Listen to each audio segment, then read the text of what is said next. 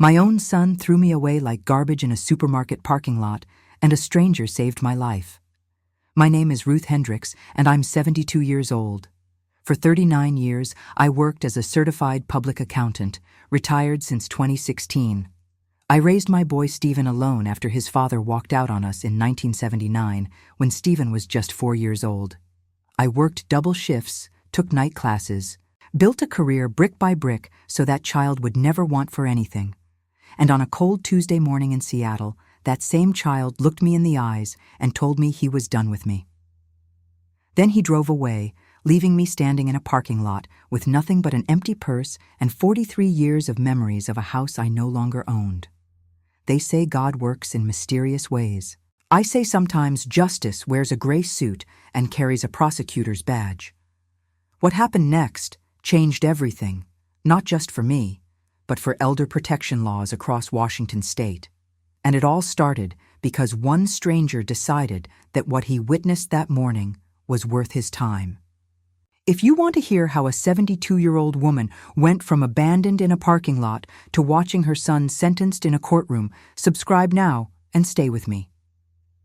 This story has more twists than I ever could have imagined. 6 months before that parking lot, I was still living in my home on Maple Street. 43 years in that house. I'd painted every room at least twice, replaced the roof in 2003, watched the maple tree in the front yard grow from a sapling into something that shaded the whole porch. That house was my life's work, second only to raising Stephen. He started calling more often around February. At first, I was pleased. Stephen had always been busy, his job in tech consulting, his apartment in Bellevue, his life that somehow never had room for Sunday dinners anymore. But suddenly, he was calling twice a week, then 3 times. He asked about my health, about whether I was keeping up with the yard, about whether the stairs were getting harder to manage. I thought he was finally becoming the attentive son I'd always hoped for. Then came the brochures. He showed up one Saturday afternoon with a folder full of glossy pamphlets for assisted living communities. Sunny photos of silver-haired people playing cards, eating in bright dining rooms, walking through manicured gardens. He spread them across my kitchen table like he was presenting a business proposal. He told me that at 72, I needed to think about my future, that the house was too much for me to handle alone, that he worried about me falling, about me forgetting to turn off the stove, about me being isolated. I listened, and something cold settled in my stomach. I was not falling. I was not forgetting anything. I'd just filed my own taxes, organized a fundraiser for the neighborhood association, and driven myself to Portland to visit my college roommate. My mind was sharp as it had ever been. Sharper, maybe, because I'd spent 4 decades working with numbers, training myself to catch errors, to spot when something didn't add up. And this didn't add up. But Stephen was persuasive. He always had been, even as a child. He'd convinced me to let him keep a stray dog when he was 9, promised he'd feed it and walk it every day. That lasted 2 weeks before I was the one getting up at 6 in the morning. He'd convinced me to co-sign his first car loan at 19, swore he'd make every payment. I covered 3 months before he caught up. I'd always forgiven him. That's what mothers do. So when he sat across from me with those brochures and that concerned expression and told me that he'd already found a wonderful community in Tacoma, that he'd handle everything, that I wouldn't have to worry about a thing, I wanted to believe him. I wanted to believe that my son, at 47 years old, had finally grown into the man I'd raised him to be. The house sold in 3 weeks. $680,000, more than I'd expected, enough to fund my retirement comfortably for whatever years I had left. Stephen offered to manage the money temporarily, just until I got settled in the new place. He explained that it would be easier if he handled the transfer, dealt with the bank, set everything up. He asked me to sign a power of attorney. Temporary, he said, just to make the transition smooth. I was a CPA for 39 years. I knew what power of attorney meant. I knew the risks. But this was my son, my only child. The boy I'd worked overtime to put through college, the man I'd helped with down payments and loans and 100 small kindnesses over the years. I signed. The papers were dated April 15th, tax day. I remember thinking that was fitting, somehow. A lifetime of numbers, and here I was signing away control of the biggest number I'd ever had. The first week after closing, Stephen called to say the transfer was complete. The money was safe, he assured me. He'd move me to Tacoma the following Tuesday. That Tuesday came. Stephen arrived at 9 in the morning, helped me into his car, loaded one small suitcase in the trunk. I looked back at the house, my house, as we pulled away. The new owners were already measuring the windows for curtains. We drove north toward Tacoma. Then we turned east. I asked Stephen where we were going. He told me there was a stop he needed to make first. His voice was flat, and he didn't look at me. We pulled into a parking lot in Renton, a big chain supermarket, mostly empty at that hour. Stephen parked far from the entrance, in a corner near the shopping cart return. He turned off the engine. When he turned to face me, I didn't recognize the man looking back. His eyes were cold in a way I'd never seen, not angry, empty. And in that moment, I understood that whatever was about to happen, I had not seen it coming. 39 years reading balance sheets, catching discrepancies, identifying fraud. And I had missed this. My son had been planning something. And I was only now realizing I was the target. He told me he was done, just like that. 47 years of being his mother, and Stephen sat in that driver's seat and told me he was finished with me. He said he'd sacrificed his whole life taking care of me, that he'd earned that money, that it was compensation for everything he'd been through. I couldn't breathe. My hands were shaking so badly, I pressed them flat against my thighs to steady them. I asked him what he was talking about. Sacrificed? I'd been independent my entire life. I'd never asked him to take care of me. I'd been the one taking care of him. The co-signed loans, the help with rent during his 20s, the down payment assistance for his condo. I'd given, and I'd never once asked for anything back. But Stephen wasn't listening. His jaw was set, his decision already made. He told me the money was transferred, that the power of attorney gave him full access, that I had nothing left. Then he reached across me and opened my door. He told me to get out. I sat there, frozen. This couldn't be real. This was my son, the baby I'd held in the hospital in 1977, the boy I'd taught to ride a bike on Maple Street, the teenager I'd driven to college orientation with tears in my eyes because I was so proud. He screamed at me. The sound of it, raw, vicious, made me flinch like I'd been struck.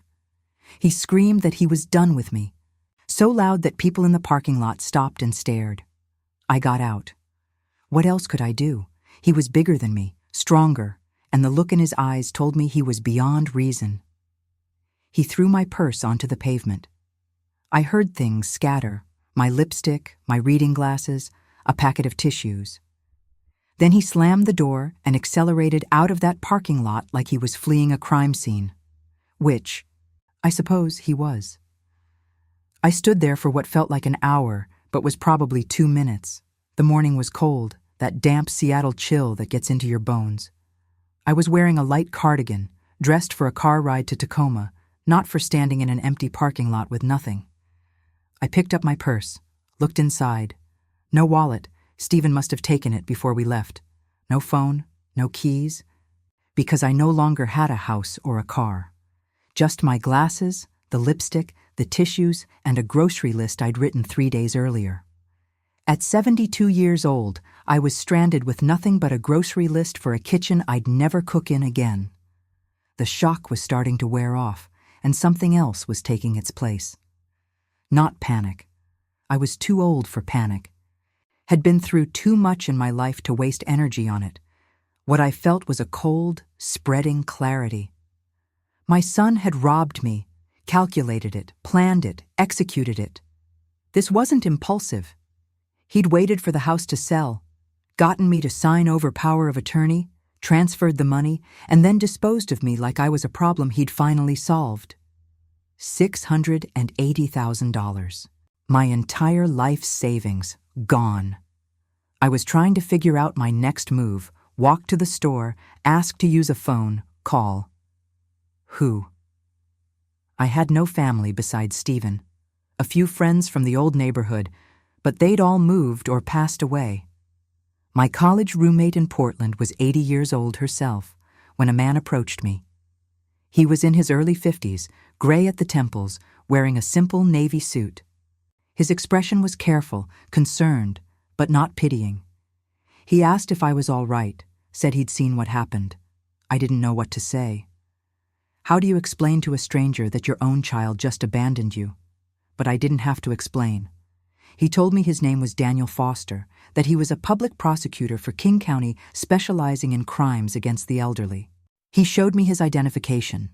Then he said something I'll never forget. He told me that what he'd just witnessed was felony abandonment of a vulnerable adult, and that it was his job to prosecute exactly this kind of crime. I broke down. Right there in that parking lot, I started crying in a way I hadn't since my husband left in 1979. Daniel didn't try to stop me or rush me. He just stood there, a respectful distance away, and waited until I could speak. He took me to a coffee shop across the street, bought me tea, gave me time to collect myself. Then he asked me to tell him everything. So I did. The house sale, the brochures, the power of attorney, Stephen's promises, the transfer of funds. Daniel recorded my statement, took photos of my empty purse, made calls to get the security footage from the parking lot. When I finished, he looked at me with an expression I couldn't quite read. Then he told me that in 15 years of prosecuting elder abuse, he'd seen a lot of cruelty. But he'd rarely seen anything this calculated. He said my son had committed multiple felonies: grand theft, financial exploitation of a vulnerable adult, criminal abandonment. He said he was going to prosecute this case personally. For the first time since Stephen opened that car door, I felt something besides shock and grief. I felt the beginning of hope. But more than that, I felt angry. The kind of anger that doesn't burn hot and fast, but slow and steady. The kind that comes from being underestimated, discarded, treated like I was nothing. Stephen thought I was a helpless old woman with no resources and no options. He thought he could throw me away and I'd simply disappear. He was about to find out how wrong he was. Daniel arranged temporary housing for me that first night. A small hotel room near the courthouse, paid for by a victim assistance fund I hadn't known existed. He told me to rest, that he'd be in touch the next morning with updates. I didn't sleep. I sat in that hotel room with its beige walls and stiff bedspread, and I thought about every interaction I'd had with Stephen over the past 6 months. Every phone call, every visit, every concerned question about my health. I'd been so blind. No, that wasn't fair to myself. I hadn't been blind. I'd been trusting. There's a difference. 39 years as a CPA taught me to spot fraud in financial statements, but nothing prepares you to spot it in your own child's eyes. Daniel called at 8 the next morning. He told me his team had pulled the security footage from the parking lot, and it showed everything. Stephen screaming, pushing me out of the car, throwing my purse, clear as day, time-stamped and dated. But then he told me something else. His office had started tracing the money, and they'd found that Stephen had opened a new account 2 weeks before the house sale closed. He'd been planning this for at least a month, maybe longer. The betrayal had layers. Every time I thought I understood how deep it went, I found another level beneath. Daniel asked if I'd be willing to cooperate with the investigation, to provide documents, answer questions, possibly testify. I told him I'd do whatever it took. Then he warned me about something. He said that in cases like this, the perpetrator sometimes tried to contact the victim to manipulate them into dropping charges or changing their story. He told me that if Stephen reached out, I should let him know immediately. I almost laughed. Stephen had made it very clear he wanted nothing to do with me. Why would he contact me now? I underestimated him. Again. 3 days after the parking lot, my hotel room phone rang. The front desk told me I had a visitor, my son. My heart seized. Part of me. Some foolish maternal part that apparently couldn't be killed, no matter how hard Stephen tried, felt a surge of hope. Maybe he'd realized what he'd done. Maybe he'd come to apologize, to return the money, to beg forgiveness. I told the front desk to send him up. Stephen walked into that hotel room, looking nothing like the cold stranger from the parking lot. His eyes were red-rimmed, his shoulders hunched. He sat down across from me and immediately started talking about how sorry he was, how he'd had some kind of breakdown, how he hadn't been himself. He told me he'd transferred the money back. He said we could forget this ever happened. He begged me not to press charges, said it would ruin his career, his life. I sat there and listened to every word, and I didn't believe a single one. Because here's what Stephen didn't know. I'd spent almost 4 decades sitting across from people who were trying to hide things in their numbers. Clients who'd accidentally omitted income, businesses that had mistakenly inflated deductions. I'd learned to read the micro-expressions, the too-quick answers, the details that didn't quite line up. Stephen's story didn't line up. If he'd really transferred the money back, Daniel would have told me. He hadn't. If Stephen had really had a breakdown, he would have called first, not shown up unannounced. And if he was truly sorry, he would have looked me in the eye when he apologized. He didn't. He looked at my forehead, my chin, the wall behind me, anywhere but directly at me. So I did something I'd never done with my son before. I lied to him. I let my voice quaver. I reached out and patted his hand. I told him I was just so glad he'd come to his senses, that of course I'd forgive him, that I'd call the prosecutor first thing in the morning and tell him it was all a misunderstanding. Stephen's relief was immediate and obvious.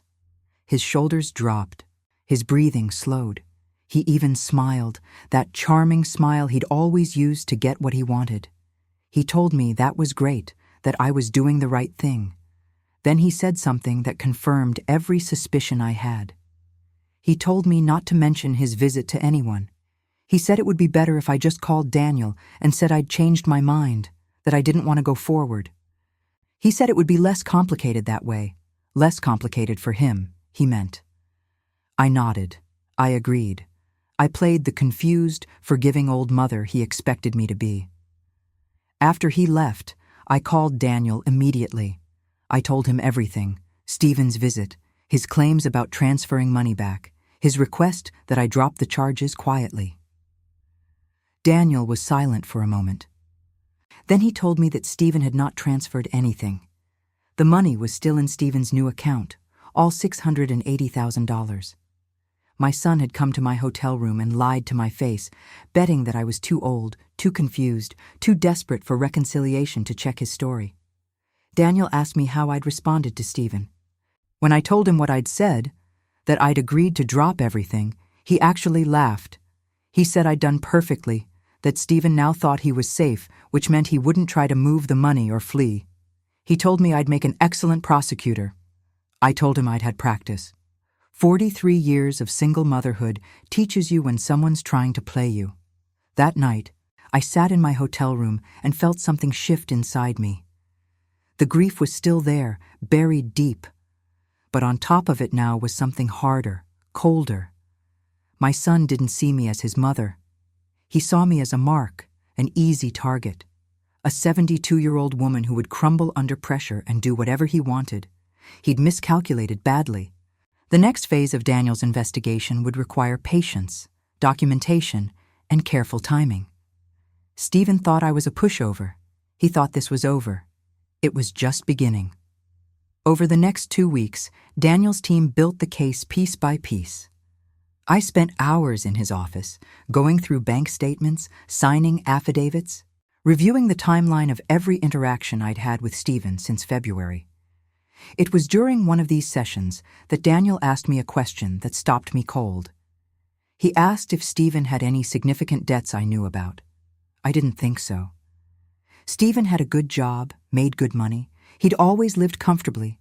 Nice apartment, nice car, nice clothes. But I realized I didn't actually know the details of his finances. He'd never shared them with me, and I'd never asked. What mother audits her own child? Daniel made some calls. What he found explained everything. Stephen was $300,000 in debt. Credit cards maxed out, a second mortgage on his condo I hadn't known about, personal loans from 2 different banks. He'd been living far beyond his means for years, financing a lifestyle he couldn't afford. The consulting job I'd been so proud of paid well, but not well enough for the sports car, the designer suits, the weekends in Vegas he'd apparently been taking. He wasn't just greedy, he was desperate. And desperate people do desperate things. The power of attorney made sense now. Stephen hadn't been planning this for months. He'd been planning it for years, waiting for the right moment. My house was his retirement fund, his bailout, his escape from a financial hole he'd dug himself into. I thought about all those phone calls in February, all that concern about my health. He hadn't been worried about me. He'd been worried about his investment. Daniel told me something else that day. His team had pulled Stephen's phone records and found that he'd been researching assisted living facilities, not to find me a good home, but to find out how to get control of an elderly parent's assets. He'd visited websites about power of attorney, about elder care laws, about how to transfer property. He'd studied how to rob me. The betrayal wasn't impulsive, wasn't a breakdown, wasn't a moment of madness. It was premeditated, calculated. My son had looked at me and seen a balance sheet, not a mother. I went back to my hotel room that night and sat by the window for a long time, watching the lights of the city. I thought about Stephen as a baby, as a toddler, as a teenager. I thought about every sacrifice I'd made, every choice I'd shaped around his needs. Where had I gone wrong? But that was the wrong question. I'd spent my whole life taking responsibility for Stephen's choices, cleaning up his messes, making excuses for his failures. Maybe that was the problem. Maybe I'd made it too easy for him to see me as a resource instead of a person. No more. The next morning, I called Daniel and asked what else I could do to help the case. He said the evidence was strong, the video footage, the bank records, Stephen's own research history. But he wanted to make sure the charges stuck. He asked if I had any documentation from before the house sale, anything that showed Stephen's intent. I thought about it. Then I remembered something. When Stephen first brought me those brochures for assisted living, he'd also brought paperwork, information about the facilities, pricing, what was included. I'd kept it all in a folder, planning to review it carefully before making any decisions. That folder was in my suitcase, the one small bag Stephen had let me bring. I dug it out and went through every page. Most of it was standard promotional material, but tucked in the back, I found something Stephen must have included by mistake. It was a printout from his bank. A loan statement showing he owed $240,000 on his condo, a condo I'd helped him buy 10 years ago with a $50,000 gift. The statement was dated January, 2 months before he started calling me about my health. He'd known in January that he was drowning. By February, he'd made his plan. By April, he'd executed it. I brought the document to Daniel. He added it to the file. One more piece of evidence showing that my son hadn't snapped. He'd strategized. The court date was set for June. Daniel told me the charges would include grand theft, financial exploitation of a vulnerable adult, and felony abandonment. Stephen was facing serious prison time. Part of me still couldn't believe it had come to this. Part of me still woke up in the middle of the night hoping it was all a nightmare.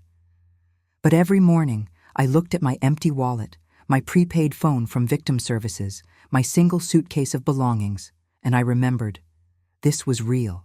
My son had done this, and if I didn't follow through, he'd do it to someone else. Maybe not another family member. I was all he had. But people like Stephen don't stop. They find new targets, new opportunities, new victims. I wasn't just doing this for myself anymore. I was doing it for every elderly person who'd ever been seen as an easy mark. Daniel called me 3 days before the court date with news. Stephen had hired a lawyer, an expensive one, which meant he'd found money somewhere. The lawyer was planning to argue that I'd given Stephen the money willingly, that I'd changed my mind afterward, that this was a family dispute, not a crime. They were going to paint me as a confused old woman who didn't remember what she'd agreed to. I'd expected this. Stephen had always been good at spinning stories, at making himself the victim. He'd done it his whole life. with teachers, with bosses, with girlfriends. Nothing was ever his fault. But this time, there was video. There were bank records. There was a paper trail, and there was me. I told Daniel I was ready to testify, whatever it took. The week before the trial, I did something I hadn't done in years. I went back to work. Not officially, of course. I was retired, and no one was paying me. But I sat down in my hotel room with every financial document Daniel's team had gathered, bank statements, transfer records, loan documents, credit card bills, and I did what I'd done for 39 years. I analyzed. Stephen's lawyer was going to argue that I'd given the money willingly. That meant I needed to prove I hadn't. And the best way to prove that was to show the pattern, not just what Stephen did, but how he did it and when. I created a timeline. Every phone call Stephen made to me starting in February matched against his bank activity. Every time he mentioned my health or the house, cross-referenced with searches he'd made online about elder care laws and asset transfers. Every step of his plan laid out in black and white. When I showed Daniel, he was quiet for a long moment. Then he asked where I'd learned to build a case like this. I told him I'd spent 4 decades finding where people hid their money. Finding where my own son hid his intentions wasn't that different. Daniel made copies of my timeline and added it to the prosecution's evidence. He said it would help the jury understand that this wasn't a misunderstanding or a family squabble. It was a scheme. But I wasn't finished. I knew Stephen. I knew how charming he could be, how convincing. A good lawyer plus Stephen's smile could sway a jury, especially if they saw me as just a sad old woman who'd been abandoned. Sympathy wasn't enough. I needed credibility. So I made some calls. I contacted 3 former colleagues from my accounting firm, people I'd worked with for decades, people who knew my mind was sharp. I asked if they'd be willing to provide character testimony, to tell the court that Ruth Hendricks was not confused, not forgetful, not easily manipulated. All 3 said yes. Then I called my doctor. I'd had a full physical 6 months earlier, including cognitive screening. Perfect results. I asked her to provide medical records confirming I had no signs of dementia or mental decline. She sent them the next day. Stephen's defense was going to rest on the idea that I was a doddering old woman who didn't understand what she'd signed. I was going to bury that argument under a mountain of evidence. Daniel added the character witnesses and medical records to our case. He told me that in 15 years of prosecution, he'd never had a victim do half the legwork I'd done. I told him I wasn't a victim. I was a witness. There's a difference. 2 days before trial, something unexpected happened.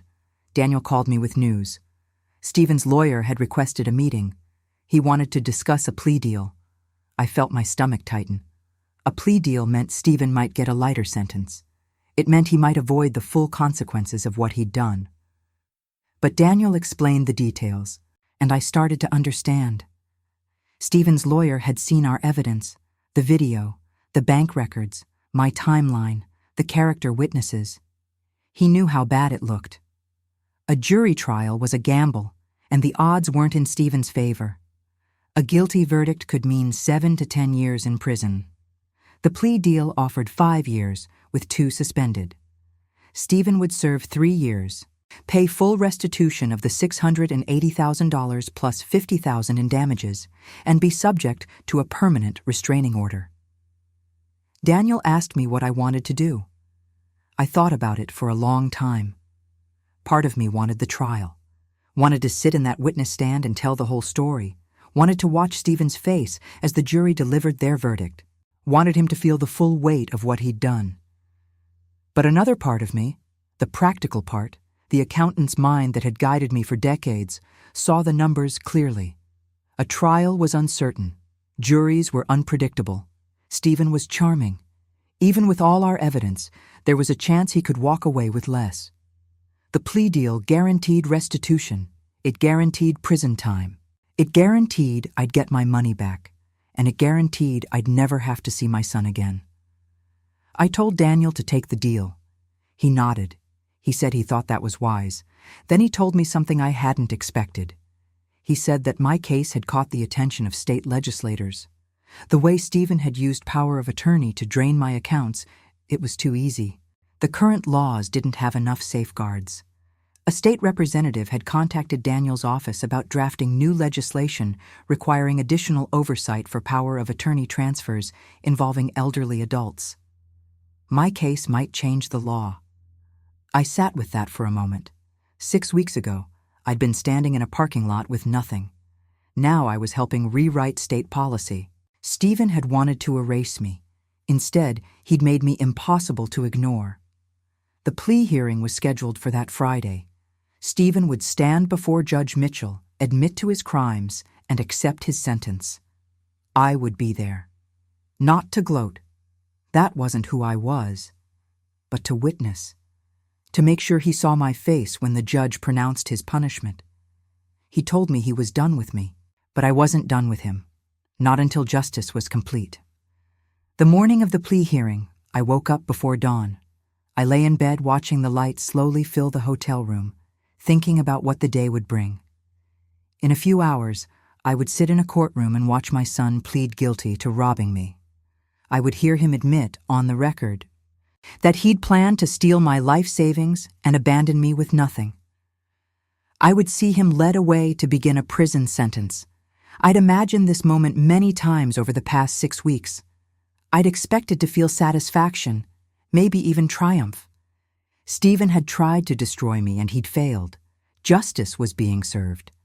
But lying there in the early morning quiet, I didn't feel triumphant. I felt tired, sad, and strangely empty. This wasn't how it was supposed to end. Not for me, not for Stephen. I'd spent 47 years loving that boy, sacrificing for him, believing in him even when he gave me reasons not to. And now I was going to watch him go to prison. I allowed myself 1 hour to grieve, to mourn the son I thought I'd raised, the relationship I thought we'd had, the future I'd imagined where he'd take care of me in my old age the way I'd taken care of him in his youth. Then I got up, showered, and put on the navy blue dress I'd bought for the occasion. Professional, dignified. The outfit of a woman who was not broken, not confused, not defeated. Daniel met me at the courthouse. He looked confident but serious. He told me that Stephen's lawyer had tried one last time to negotiate a lighter sentence, but the judge had refused. The deal stood. 3 years in prison, full restitution, permanent restraining order. I asked Daniel if Stephen knew I would be there. He said yes. Stephen had asked if I could be excluded from the courtroom, claiming my presence would be too distressing for him. The judge had denied the request. I had every right to be there. Stephen was distressed by my presence. After everything he'd done, he wanted to be spared the discomfort of looking at me. The audacity of it almost made me laugh. The courtroom was smaller than I'd expected. Wood-paneled walls, fluorescent lights, rows of bench seating like church pews. I sat in the front row, directly behind the prosecution table. I wanted Stephen to see me the moment he walked in. He entered through a side door, flanked by his lawyer. He was wearing a suit I didn't recognize, probably new, probably expensive, probably purchased with my money. His face was pale, his jaw tight. He looked around the courtroom, and his eyes found mine. I held his gaze. I didn't smile, didn't frown, didn't nod. I just looked at him steadily, the way I'd looked at clients who tried to lie to me about their taxes, the look that said, "I see exactly what you are." He looked away first. Judge Mitchell entered, and everyone rose. She was a woman in her 60s, silver-haired and sharp-eyed. Daniel had told me she'd been on the bench for 30 years and had a reputation for being fair but firm, especially in cases involving crimes against vulnerable adults. The hearing began. Stephen's lawyer confirmed that his client wished to plead guilty to all charges: grand theft, financial exploitation of a vulnerable adult, and felony abandonment. He asked the court to consider Stephen's lack of prior criminal record and his willingness to make full restitution. Judge Mitchell listened without expression. Then she turned to Stephen. She asked if he understood the charges against him and the consequences of his plea. Stephen said yes, his voice barely audible. She asked if he was entering this plea voluntarily without coercion. He said yes. She asked if he wished to make a statement before sentencing. Stephen's lawyer had probably coached him on this. He turned slightly toward me, not fully, not enough to actually meet my eyes, and said he wanted to apologize to his mother for the pain he'd caused. He said he'd made a terrible mistake, and he hoped she could forgive him someday. His voice cracked on the word forgive. It was a good performance, maybe even sincere in some small way. But I noticed he didn't say he was sorry for what he'd done. He said he was sorry for the pain he'd caused. Passive, distancing. Like the pain had just happened somehow, like he hadn't been the one inflicting it. Even now, he couldn't take full responsibility. Judge Mitchell thanked him for his statement. Then she looked down at the file in front of her for a long moment. When she looked up, her expression had hardened. She told Stephen that in 30 years on the bench, she'd rarely seen a case of such calculated cruelty. She said he hadn't just stolen money, he'd stolen his mother's security, her dignity, her trust. She said the video from the parking lot showed a man screaming at a 72-year-old woman, shoving her out of a car, throwing her belongings on the ground like garbage. She said she'd seen the timeline I'd prepared, showing how Stephen had planned this for months, researching how to exploit his own mother while pretending to be concerned about her welfare. She said the law called this financial exploitation. She called it something simpler: betrayal of the most sacred trust a person can have. Then she pronounced the sentence. 5 years in state prison, 2 suspended, 3 years to serve, full restitution of $680,000 plus $50,000 in punitive damages, permanent restraining order prohibiting any contact with me. Stephen's face went white.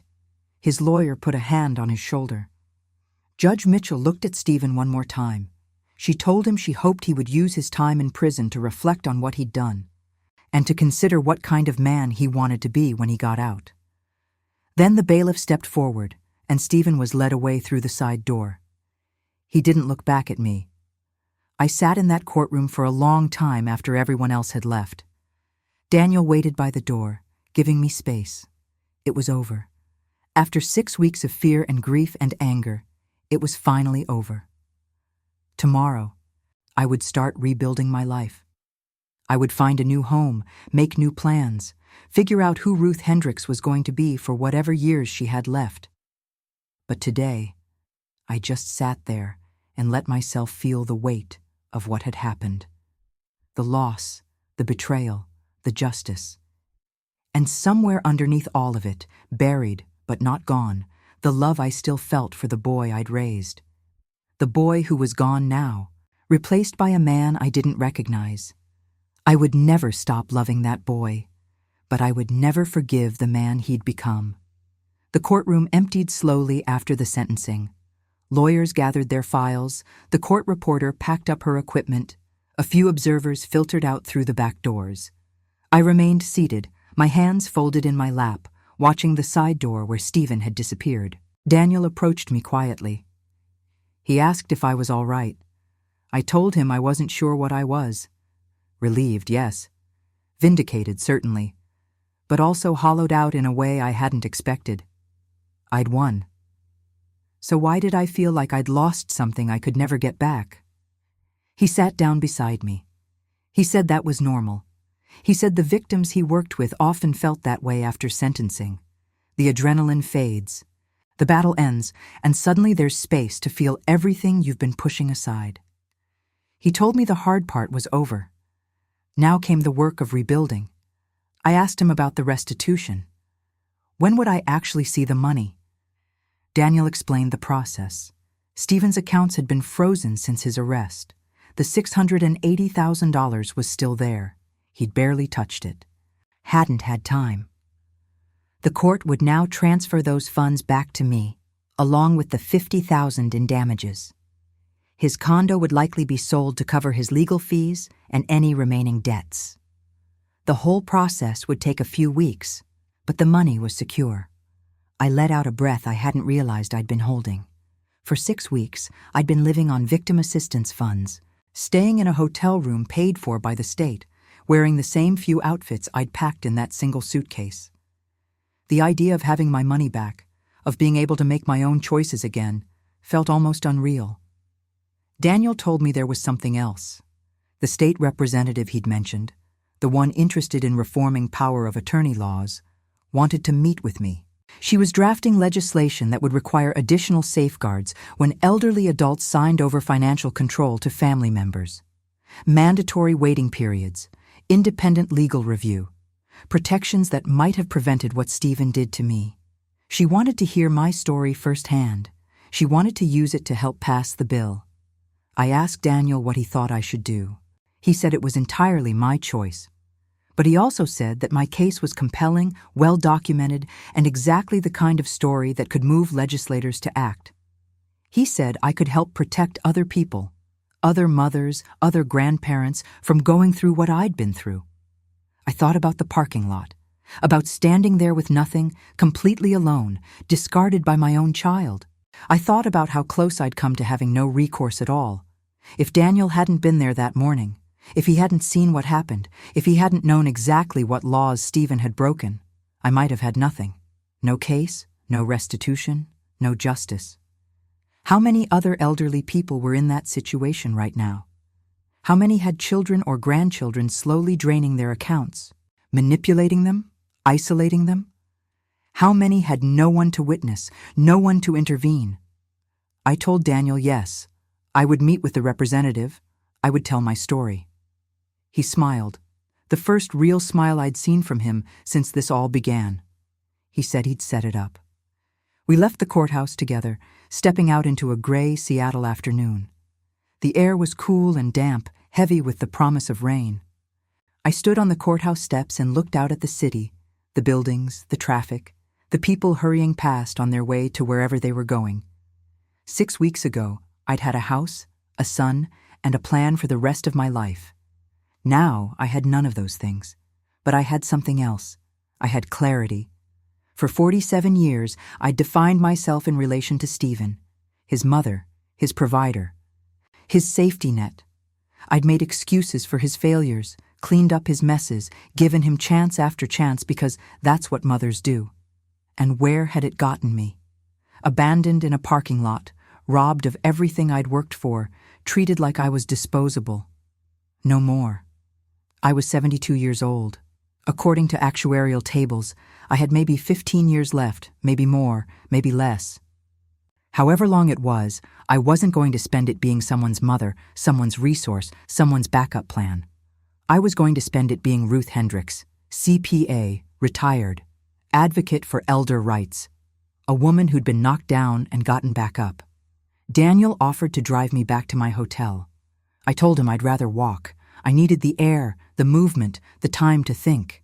He nodded. He said he'd call me tomorrow with details about the meeting with the state representative. Then he did something that surprised me. He reached out and shook my hand, formally, like we were colleagues. He told me it had been an honor to work with me. I walked back to my hotel through the city streets, feeling the mist on my face, watching the lights come on in windows as evening approached. I thought about the money I'd get back, the apartment I'd find, the life I'd rebuild. And I thought about Stephen, in a cell somewhere, beginning his 3-year sentence. My son, my only child. The baby I'd held in 1977, the boy I'd raised alone, the man who'd looked me in the eyes and told me I was worthless. I would never see him again. The restraining order guaranteed that, but even without it, I knew I was done. Some doors, once closed, stay closed. Tomorrow I would start my new life. But tonight, I let myself mourn the old one, just for tonight. The money came back to me 3 weeks after sentencing. $680,000 plus $50,000 in damages, deposited into a new account at a bank I'd chosen myself, with no one's name on it but mine. I sat in my hotel room that evening, looking at the balance on my laptop screen. $730,000, more than I'd had before Stephen took everything. The punitive damages were meant to compensate for pain and suffering, but no amount of money could truly do that. Still, There was something satisfying about knowing that the legal system had looked at what my son did and decided he owed me more than he'd stolen. The first thing I did was find a new home. Not a house. I was done with yard work and roof repairs and all the maintenance that comes with property. I found a 2-bedroom apartment in Bellevue with a view of Lake Washington. Top floor of a secure building. Modern kitchen, plenty of light. $250,000. I paid cash. The rest I invested with a financial advisor Daniel recommended, a woman named Patricia Chen who specialized in retirement planning. She was my age, sharp as a tack, and she didn't talk down to me or treat me like I couldn't understand my own money. We built a portfolio together, conservative enough to protect the principal, diverse enough to grow, enough to keep me comfortable for the rest of my life, with plenty left over. Left over for what? I wasn't sure yet, but I had time to figure that out. The meeting with the state representative happened 2 weeks after I moved into my new apartment. Her name was Congresswoman Linda Morales, and she'd been in office for 12 years, focused primarily on issues affecting seniors. She sat across from me in her Olympia office and listened to my entire story without interrupting once. When I finished, she told me that my case was exactly why she'd gotten into public service. She said the current laws around power of attorney were dangerously loose, too easy to exploit, too few safeguards. She was drafting a bill that would require a 72-hour waiting period before any power of attorney transfer involving an adult over 65, mandatory review by an independent attorney, and automatic notification to Adult Protective Services for any transfers over $50,000. She called it the Ruth Hendricks Act. I told her she didn't need to name it after me. She said she did. She said laws needed faces, needed stories. Otherwise, they were just words on paper. The bill passed the state legislature 4 months later. I watched the vote from the gallery, sitting next to Daniel.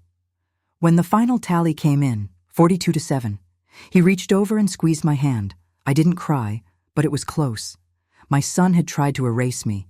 Instead, my name was now attached to legislation that would protect elderly people across Washington state. Stephen writes to me from Coyote Ridge Corrections Center. Every week a letter arrives, handwritten, 3 or 4 pages, full of apologies and explanations and requests for forgiveness. He tells me about the therapy he's doing, the insights he's gaining, the man he's becoming. I don't read them. I don't open them. I write "Return to Sender" on the envelope and put it back in the mailbox. Maybe that makes me cold. Maybe a better person would give him another chance, would believe in redemption, would keep the door open for reconciliation. But I'm 72 years old. I've already given Stephen 47 years of chances. I've already believed in him more times than I can count, and every time he's shown me exactly who he is. I believe him now. Daniel and I have lunch once a month at a restaurant near the courthouse. We talk about his cases, about the elder abuse prosecutions he's working on, about the ways the new law is already making a difference. He tells me about families where Adult Protective Services intervened before a transfer could happen, about elderly people who were protected because of safeguards that didn't exist before. Because of my case, because of my story. I never expected to find a friend at 72, especially not in a prosecutor I met on the worst day of my life. But Daniel saw me when I was at my lowest, abandoned, robbed, humiliated, and he didn't look away. He didn't pity me. He helped me fight. That's worth more than I can say. I spend 3 days a week now volunteering with the Elder Rights Alliance, an organization that helps seniors recognize the signs of financial abuse. I sit in community centers and senior homes and tell my story. I explain how it started, the phone calls, the concern, the brochures. I explain the warning signs I missed and the ones I should have seen. I tell them about power of attorney, about protecting their assets, about trusting their instincts when something feels wrong. Most of them listen. Some of them don't. They can't believe their children would ever hurt them. I understand. I was them once. Last month, a woman approached me after one of my talks. She was 80 years old, tiny and bird-like. with hands that trembled when she reached for mine. She told me that her grandson had been asking her to sign papers, that something felt off, but she didn't know what. She said hearing my story made her realize she needed to get help. I gave her Daniel's card. I told her to call him immediately. She did. It turned out her grandson had been forging checks from her account for 2 years, draining nearly $100,000. Daniel's office is prosecuting him now. That's why I do this. Not for praise, not for recognition. For her, for all of them. I'm 73 now. My birthday was last month. I celebrated with Patricia and 2 neighbors from my building, women my age who've become friends. We had dinner at a nice restaurant overlooking the water, and they gave me a cake with 1 candle because, as Patricia said, at our age you don't need to count anymore. I laughed harder than I had in months. Next spring, I'm planning a trip. Alaska. I've always wanted to see the glaciers. Patricia says I should go while I'm still spry enough to handle the excursions. She's probably right. I've spent my whole life being responsible, being practical.